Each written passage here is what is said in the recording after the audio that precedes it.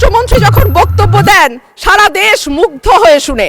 মাননীয় স্পিকার, আমি একজন আইনের শিক্ষার্থী, আমিও ওনার ডিবেট মুগ্ধ হয়ে শুনি। মাননীয় স্পিকার, আপনাকে ধন্যবাদ। মাননীয় স্পিকার, আমি খুব ভালো করেই জানি কোর্টের বাইরে ব্যান্ড পরা যায় না, কিন্তু তারপরেও আমি কেন পড়েছি সেটা আমি যেমন ভালো জানি, আমি আশা করি মাননীয় স্পিকার আপনিও বুঝতে পারছেন আমি কেন ব্যান্ড পরে এসেছি।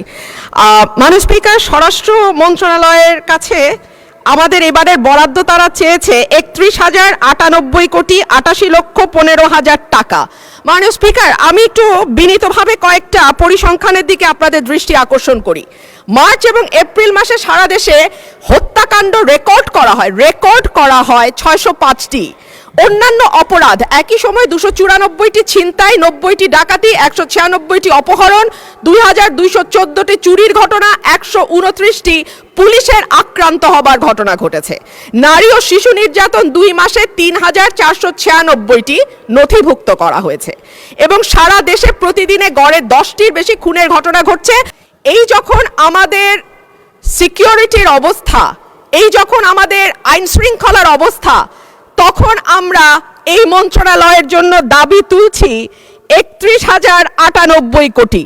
মাননীয় স্পিকার, পাশের থেকে আমার একজন সহকর্মী বলছেন এটা আরো বেশি হওয়া উচিত।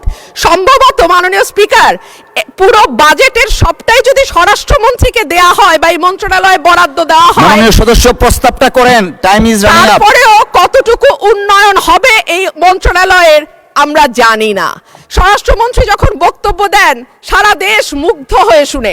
মাননীয় স্পিকার, আমি একজন আইনের শিক্ষার্থী, আমিও ওনার ডিবেট মুগ্ধ হয়ে শুনি, কিন্তু ওনার এই মুগ্ধতা যদি উনি ওনার মন্ত্রণালয়ে ছড়িয়ে দিতে পারতেন এবং তার মন্ত্রণালয়ের কাজের মাধ্যমে, তাহলে আর এটি ছাঁটাই করে 1 টাকা করার প্রস্তাব আমি রাখতাম না। ধন্যবাদ।